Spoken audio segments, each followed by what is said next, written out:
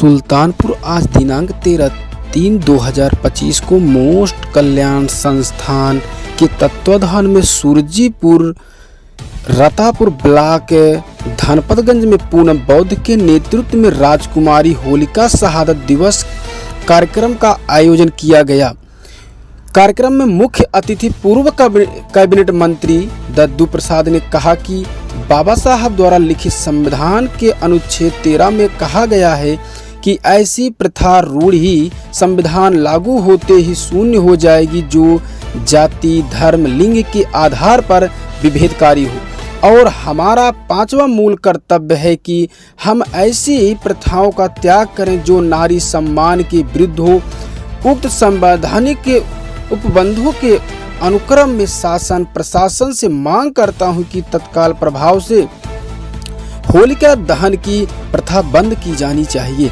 इस मौके पर मोस्ट निदेशक शिक्षक श्यामलाल गुरुजी, प्रदेश प्रमुख जीशान अहमद, मोस्ट निर्णायक कमेटी सदस्य पेरियार संभाली वर्मा, बाबू रंजन प्रसाद, जनरल सेक्रेटरी राम उजागिर यादव, सह संयोजक अमृतलाल निषाद, जिला संयोजक राकेश निषाद, जिला महासचिव शिवराम गुप्ता, खुशियाल बौद्ध, मीडिया प्रभारी धर्मेंद्र निषाद, मोस्ट ब्लॉक प्रमुख Dhanpatganj Ramakant Yadav, most IT Rahul Nishad, most रक्षक दल रंजीत रमन निषाद, निःशुल्क मोस्ट पाठशाला संचालिका आरती बौद्ध, सुनील कुमार, संजय, आदेश कुमार, दिलीप कुमार यादव, अंकित यादव, अनिल कुमार, सालू, संजू रिंकी, दयानंद कोरी सहित सैकड़ों लोग उपस्थित रहे। संविधान लागू होने के पहले 26 जनवरी 1950 के पहले देश भारत के अंदर तमाम रूढ़ियां, तमाम प्रथाएं, तमाम परंपराएं थी। ऊंच नीच की व्यवस्था थी। स्त्रियों के साथ भेदभाव की व्यवस्था थी। शूद्रों के साथ, पिछड़ों के साथ भेदभाव की व्यवस्था थी। स्त्रियों, बच्चियों की शादी 9-10 साल के अंदर अंदर कर देने का फरमान था। जो विधवा हो जाती थी उनको समाज से बहिष्कृत कर दिया जाता था। दूसरी शादी नहीं कर सकती थी वो। जो बच्चियां विधवा हो जाती थी कम उम्र में, उनको सती होने के लिए मजबूर किया जाता था और सती नहीं होती थी उनको चिता में जबरदस्ती फेंक दिया जाता था कि आप सती हो जाइए, आपका पति मर गया तो आप भी सती हो जाइए। इस तरह की परंपरा, इस तरह की प्रथा देश भारत के अंदर कायम थी।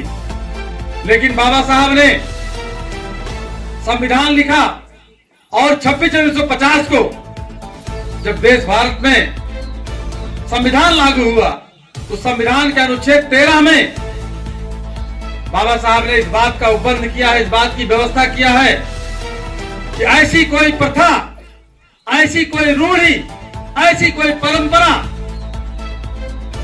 जो भेदभाव करती है, जो ऊंच नीच की बात करती है, जो स्त्रियों का अपमान करती है, जो जात, धर्म, लिंग के आधार पर भेद पैदा करती है, ऐसी परंपराएं, ऐसी रूढ़ियां जो मूल अधिकारों के उल्लंघन में है वो शून्य हो जाएंगी।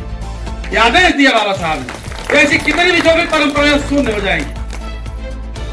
अगले खंड में लिखा अनुच्छेद 13 के कि ऐसी कोई विधि, ऐसी कोई कानून नहीं बनाया जाएगा जो इस तरह का जात के आधार पे, धर्म के आधार पे जो भेदभाव करता है, जो भेदभाव करता है, ऐसा कोई विधान नहीं बनाया जाएगा। अगर बनाया जाता है तो शून्य हो जाएगा। मैं उसी परिप्रेक्ष्य में आप लोगों से जानना और भारत के संविधान में हमको जो 11 मूल कर्तव्य दिए गए हैं, 11 मूल कर्तव्य हमारे करने की अपेक्षा करता है देश, संविधान, उसमें 5वां मूल कर्तव्य है कि ऐसी प्रथाओं का, ऐसी रूढ़ियों का हम त्याग करें जो स्त्रियों के सम्मान के, महिलाओं के सम्मान के। घंटी मंदिर में भी बजती है और स्कूल में भी बजती है। आपको तय करना है कि अपने बेटे को स्कूल भेजना है, मंदिर भेजना है। ये आपके ऊपर निर्भर करता है। मोस्ट निःशुल्क पाठशालाएं क्यों चला रहा है? क्योंकि सरकारी स्कूलों में पढ़ाई का जो स्तर है वो गिरता चला जा रहा है। तो हमारी सभी बहन बेटियों से निवेदन है कि आपका बच्चा स्कूल में जाता है, जिस भी स्कूल में जाता हो, जब स्कूल घर आता है तो उससे एक बार पूछ लिए कि आज स्कूल में क्या पढ़ाया गया। इतने बहुत है। और महीने में एक बार जहां बच्चा आप जाता है इस स्कूल में, उस स्कूल में चली जाइए और टीचर से मिल लीजिए। इतना ही बहुत काफी आपके लिए। उस बच्चे टीचर की निगाह आपके बच्चे पे होगी। हमें अच्छी तरह याद है, हम जब पढ़ते थे 10वीं क्लास में, हमारे पिताजी पढ़े लिखे नहीं थे, उर्दू थोड़ी लिखना आता था हमें। वो हमारे स्कूल में आते थे, हमसे कहते थे तुम्हें साइंस कौन पढ़ाता है, अंग्रेजी कौन पढ़ाता है, गणित कौन पढ़ाता है। हम तब सोचते थे कि पिताजी पढ़े लिखे नहीं हैं, उनसे क्या बताएंगे, वो क्या पूछेंगे। लेकिन यह जब हम दिल्ली में लेक्चरर हुए, वहाँ एक कार्यक्रम होता है अभिभावकों का, तब हमें पता चला, एहसास हुआ कि कितना जरूरी काम हमारे पिताजी उस समय करते थे। घटित हो रहा है। बड़ा आदमी अपने बच्चों को निकाल कर ले गया नर्सरी स्कूल में, कॉन्वेंट स्कूल में, पब्लिक स्कूल में, और गरीब का बच्चा रह गया प्राइमरी स्कूल में। तो जिन्होंने हजारों साल से हमारे आपके पुरखों को अनपढ़ बनाया है, चूंकि शिक्षा दुनिया का सबसे बड़ा धन है। शिक्षा का धन है तो दूसरे धन आपके पास आते चले जाएंगे, आते जाएंगे, दूसरे और धन भी आपके पास आएंगे। और शिक्षा का धन नहीं है तो आपके पास जमीन का धन चला जाएगा, आपके पास रुपए का धन है तो वो भी ठगी के शिकार हो जाएंगे। स्मार्टफोन आपके पास है, खाते में पैसा है, और शिक्षा नहीं है तो साइबर क्राइम हो जाएगा। आपके खाते में जमा हुआ 1 लाख 2 लाख रुपया, 10 लाख 20 लाख भी उड़ा दिया जाएगा। इसलिए शिक्षा के लिए जो बहनें काम कर रही हैं, मोस्ट कल्याण संस्थान के आयोजक सहयोग से, तो मैं उनको सैल्यूट करना चाहता हूं, उनको धन्यवाद करना चाहता हूं। आज का काम, और घबराए नहीं, ये आप महान काम, महान शुरुआत कर रहे हैं आप।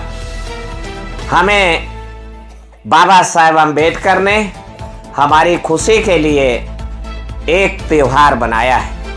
आपने देखा होगा हिंदुओं के त्योहार में कोई बड़ा आदमी छोटे के दरवाजे जाता है राम राम करने, या कुछ भी नमस्ते करने, प्रणाम करने। छोटा आदमी बड़े के दरवाजे जाता है। हर त्योहार में छोटा आदमी बड़े के द्वारे जाता है। मैं जब कक्षा चौथी में पढ़ता था तो मेरे साथ मेरे गांव में एक ही ब्राह्मण परिवार, वो गांव का प्रधान था। गांव तो हालांकि मुसलमानों का, तो पर सब मुसलमान मिलकर के एक ब्राह्मण देवता को प्रधान 20 साल से बनाते थे, और मुसलमान आपस में एक दूसरे के मर्डर करते थे। और फिर जब उनकी मर्डर हो जाए, तना तनी हो जाए, तो फिर पंडित जी को प्रधान बना दें। तो वो उसका लड़का मेरे साथ पढ़ता था, मेरा क्लास फेलो था, सहपाठी था। तो दशहरे के दिन राम राम मिलने वो मेरे घर आ गया पान खाने। तो घर में लौट के गया तो उसके बड़े भाई ने उसको बहुत मारा। कहा सारे चमारुआ के मिलने गए थे, धर्म नष्ट कर दिया, तुम्हें जाया जाता है। अरे सारे के वाखे अटकी रहा, वही हमारे द्वारे मिले आवा चाहिए, तू वखे द्वारे गए घर मिलने दशहरा। ये भारत की व्यवस्था में है ये भरो खाता में नहीं है, लिखित में कानून है कि छोटा आदमी बड़े के दरवाजे त्योहार मिलने जाएगा, बड़ा आदमी छोटे के दरवाजे नहीं जाएगा। पर बाबा साहब अम्बेडकर ने 1930 में लंदन में गोलमेज सभा में लड़ाई लड़के लोकतंत्र लेके आए और लोकतंत्र के आधार पर चुनाव का त्योहार ऐसा त्योहार बनाया। और ये चुनाव का त्योहार तो अब एक दिन नहीं 15 दिन 1 महीना तक भी चलता है कि हर बड़ा बड़ा आदमी छोटे के दरवाजे आता है। भैया ध्यान रखना, हमारा भैया ध्यान रखना, बड़ा आदमी छोटे के दरवाजे आता है। चुनाव का त्योहार ये बाबा साहब अम्बेडकर का। हमारा जनता दुखी आदमी भी एम्पावरमेंट होता है, सशक्त होता है, पर इसको नशा में नष्ट नहीं करना है। इसलिए मैं आपसे एक बात कह के बात खत्म करूंगा, मुझे अगली जगह भी जाना है। धनवानों के धन का सहारा लेकर, धन के बल पर धनवानों को जिताकर जो हुकूमत बनेगी वो प्रधान की हो या प्रधानमंत्री पद की हो, धनवानों के धन का सहारा लेकर, नौजवानों गौर करें, धनवानों के धन का सहारा लेकर धन के बल पर धनवानों को जिताकर जो हुकूमत बनेगी वो धनवानों के काम आएगी या निर्धन के काम आएगी? क्यों भाई? ए नौजवानों, किसके काम आएगी? और आपकी करुणा की पुकार है, आपके अंदर की पुकार है कि निर्धन का कल्याण होना चाहिए, दुखिया आदमी का भी कल्याण होना चाहिए। आप सबके मन में बसा है ये, श्यामलाल निषाद जी के भी मन में ये बसा है, राजन व खुशियाल बाबू के भी मन में बसा है कि निर्धन का कल्याण हो, दुखिया का भी कल्याण होना चाहिए। पर आप रास्ता कौन सा चुन लिए? रास्ता तो धनवानों को ही जिताने का, धनवानों को मजबूत बनाने का रास्ता चुन लिए। इस देश में लोकतंत्र जन आधारित होना चाहिए। दुनिया का लोकतंत्र मास बेस्ड है, जन आधारित है, जनता के द्वारा है। और भारत का लोकतंत्र धन आधारित है, धन के बल पर होगा। तो मानवर कांशीराम जी ने एक नई तरकीब निकाली। उन्होंने कहा कि निर्धनों के छोटे छोटे साधन का सहारा लेकर, निर्धनों की पद यात्रा, निर्धनों के हाथ से वॉल राइटिंग, निर्धनों के मुंह से बोली बानी भाषण, निर्धनों के मुंह से जागृति जत्था, निर्धनों के परिश्रम का बल और निर्धनों की साइकिल यात्रा, निर्धनों के बल पर 2 पहिए 2 पैरों के कमाल के बल पर निर्धनों के छोटे छोटे साधन का बड़े पैमाने पर इस्तेमाल करके जो हुकूमत बनेगी वो निर्धनों के काम आएगी, धनवानों के काम नहीं आएगी।